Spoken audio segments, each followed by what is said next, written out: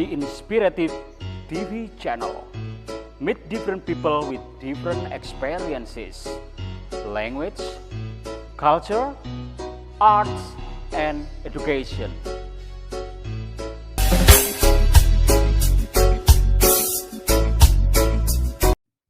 Oke, viewer, assalamualaikum warahmatullahi wabarakatuh.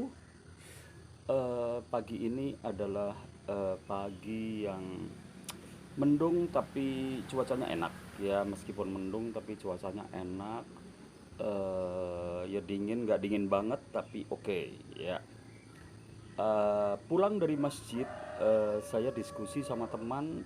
Dia mengeluhkan atas problem keluarganya, termasuk anak-anaknya. Jadi intinya dia cerita kalau anaknya yang satu kena judi online ya, judi online yang selalu menguras harta orang tuanya. Terus yang satunya drug abuse ya, kena narkoba. Jadi dia punya anak, dua-duanya tidak seperti yang ia harapkan. Karena memang anak itu menurut aku juga aset kita atau regenerasi kita yang kita sudah berusaha, setiap orang berusaha dan mengharapkan anaknya jadi lebih baik, karena orang tua itu bekerja, merangkak, merintis, bekerja keras, tujuannya juga buat anak. Tapi kalau anaknya sudah seperti itu kan kita repot juga. Bahkan ada temanku juga ya, pengalaman temanku tuh banyak sekali ya. Salah satu, dia punya anak 3. Salah satu anaknya itu pulang dari Jakarta dan dia itu kecenderungan narkoba ya, karena badannya kurus, merokok 3 pak sehari, malam itu 3 pak, jadi 6 pack ya, in one and night ya, jadi sehari semalam itu 6 pak ya. Terus makan juga nggak selera, sehari paling makan itu cuman setengah piring aja nggak habis ya, roti aja satu kadang juga nggak habis. Itu anaknya temanku seperti itu.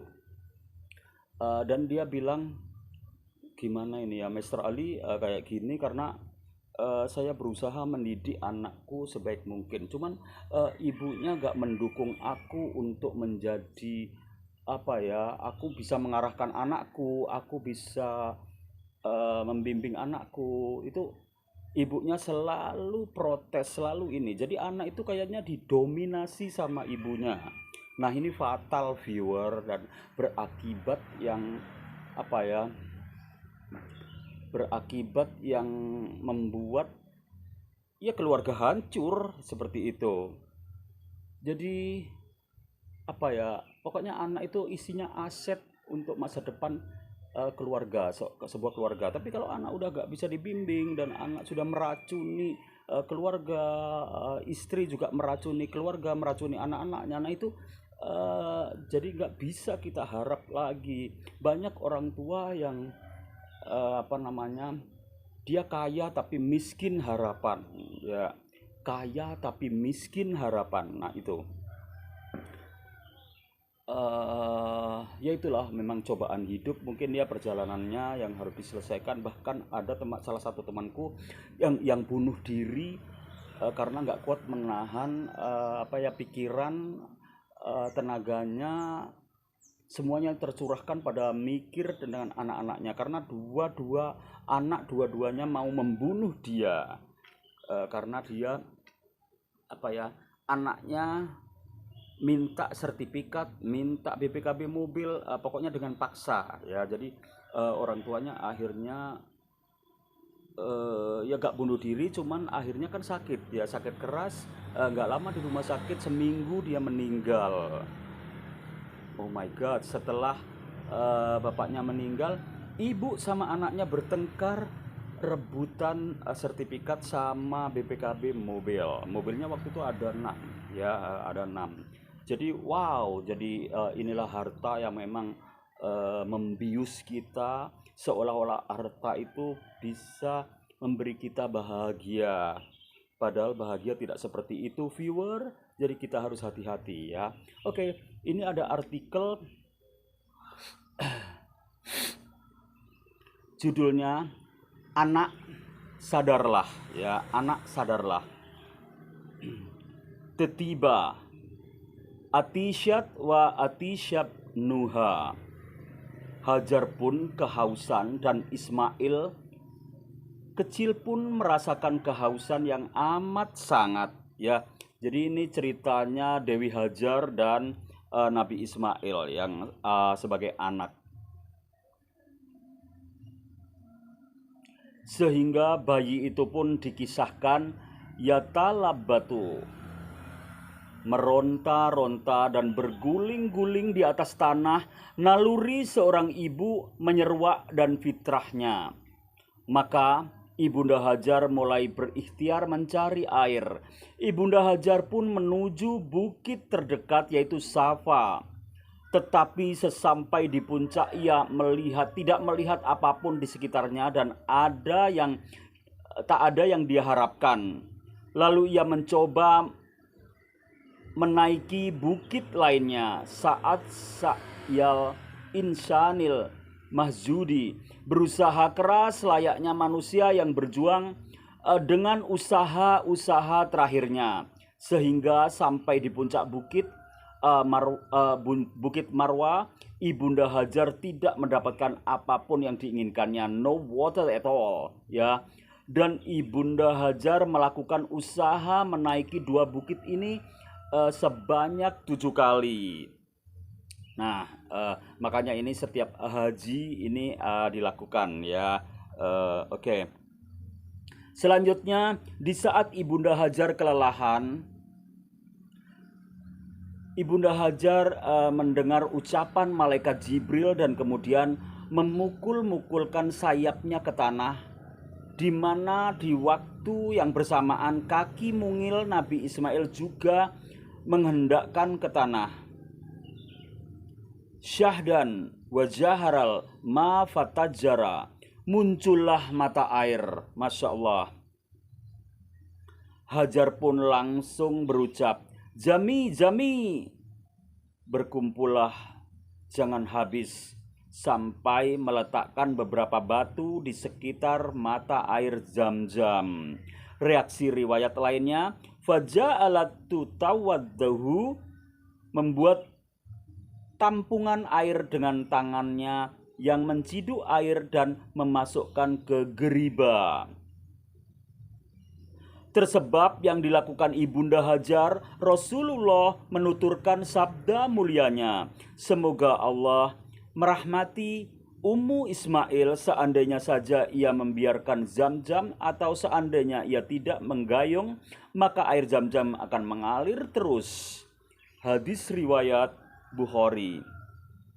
Dari kisah di atas, logika keimanan kita dapat mengambil hikmah bahwa sebuah proses ikhtiar, usaha dan perjuangan menjadi penilaian penting menurut kacamata Allah. Bagaimana dengan hasilnya? Itu hanya bonus saja. Iya, Allah lebih mengapresiasi usaha yang dilakukan Ibunda Hajar daripada hasilnya. Bagaimana bisa? Perjuangan fitrah seorang ibu yang ingin menenangkan, menyelamatkan, dan membahagiakan anaknya dengan sebuah harapan mendapatkan air. Meskipun mungkin Ibunda Hajar dengan logikanya mengatakan tidak mungkin di tanah gersang dan ganas, panas dan tandus ini ada air. Tapi seakan Hajar atau Ibunda Hajar ingin menunjukkan kesungguhannya kepada Allah hingga ibu itu harus menapakkan kaki di jalan berbatu, berkerikil tajam, jalannya pun curam, bahkan sangat dengan sengatan terik matahari memanas di kulit pun akan bisa mengelupas karena begitu panasnya. Inilah perjuangan seorang ibu. Ya, jadi itu tadi Ibunda Hajar yang sampai akhirnya mendapatkan air dan sekarang disebut air Zam-Zam ya. Tapi tidak kalah pentingnya juga bapak-bapak juga banyak berjuang buat anak-anaknya.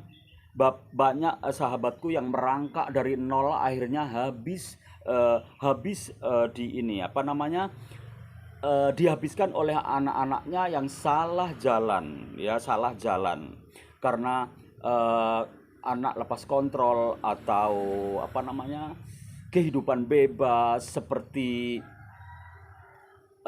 apa sekarang yang sudah merebak, dan ini apa namanya itu gangguan dari gadget ya, HP ya.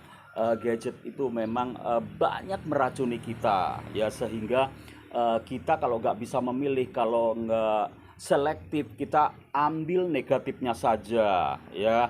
Jadi tadi ada anak pengen bunuh bapaknya, bapak ada juga temanku yang bapaknya itu punya resto ayam geprek sebanyak 6 ya. Semuanya sukses dan mobilnya banyak ya. Pada saat bapaknya sakit, anak-anaknya gak mau merapat bapaknya, malah rebutan minta minta BPKB mobilnya. Terus ibunya juga gitu. Ibunya bilang kalau sertifikat sudah tak taruh di apa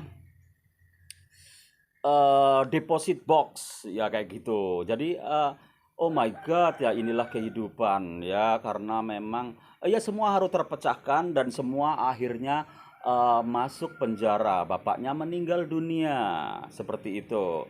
Jadi apa ya, apa sih yang harus kita pikir, semuanya bisa kita selesaikan baik-baik kalau semuanya itu pikirannya positif ya, pikiran positif semuanya ini. Terus agama ya, agama itu penting sekali karena itu akan membuat kita jadi berpikir logis dan berpikir apa ya, ikhlas, berpikir ya sesuatu memang harus dirundingkan, dimusyawarahkan gitu, nggak harus secara brutal. Orang tua disikat habis, orang tua diracun, oh my god, ini sudah fatal ya. Syahdan, harapan dan hasil dari usaha yang diinginkan bukan didapat dari seorang ibu, tapi dari hentakan kecil kaki si anak itu. Jadi ini ada terusan ceritanya karena memang Ismail juga menghentak-hentakan kakinya itu. Ya, air yang diharapkan itu ternyata ditemukan oleh si anak.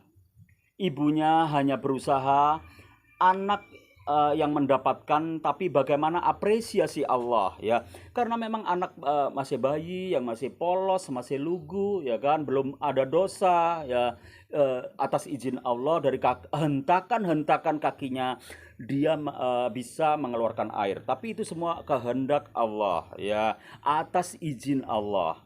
Makanya kita nggak bisa mengklaim ya kan, seperti itu aku, itu anakku, itu ibunya, itu anaknya, tidak bisa ya. Semua kehendak Allah, karena orang yang terjepit tangan Allah akan turun. Insya Allah, the God will help the people in the miracle ways, in the bad situation. Jadi Tuhan akan akan membantu kita di saat kita benar-benar terjepit ya.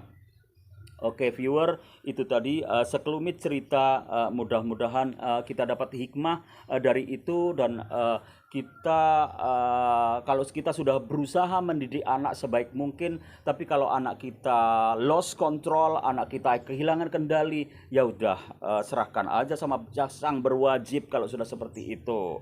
Ya, karena hukum ya tetap berjalan ya kan. Hukum dunia, hukum akhirat ya pasti jalan ya kan. Orang salah ya pasti dihukum kayak gitu. Ya, jangan sampai kita para orang tua para ibu, para bapak ya lengah dengan anak-anaknya. Jangan sampai seorang bapak mendukung kejelekan anaknya, tapi yang banyak itu ibu ya. Anak dimarahi sama bapaknya, ibu mesti membela. Padahal tujuannya bapak ingin kebaikan anak ya, ingin generasinya itu lebih baik. Nggak ada orang tua yang menginginkan anak itu jelek ya kan. Semua orang tua sayang sama anak. Tapi kalau anak sulit disayang, anak berontak, anak nggak peduli sama orang tua, ya sudah kan gitu. Ya serahkan saja sama Allah ya kan. Serahkan saja sama kalau dia punya kesalahan ya serahkan saja sama polisi seperti itu. Ya. Jadi apa ya? eh, saya sendiri sebagai orang tua, saya sudah berpikir waktu istri saya hamil pertama. Saya cuman berdoa, saya minta sama Allah, ya Allah, tolong yang jelek-jelek dari saya jangan diturunkan sama anak saya. Tolong yang baik-baik dari saya turunkan sama anak saya ya Allah. Saya cuma minta karena saya manusia, makhluk yang nggak sempurna, makhluk yang penuh dosa, yang selalu hilaf. Oke, viewer, that's all about my content this morning. Ya, intinya kita harus apa namanya terus bertawakal, terus berdoa, kita terus minta kepada Allah. Wabillahi taufiq walhidayah. Wassalamualaikum warahmatullahi wabarakatuh.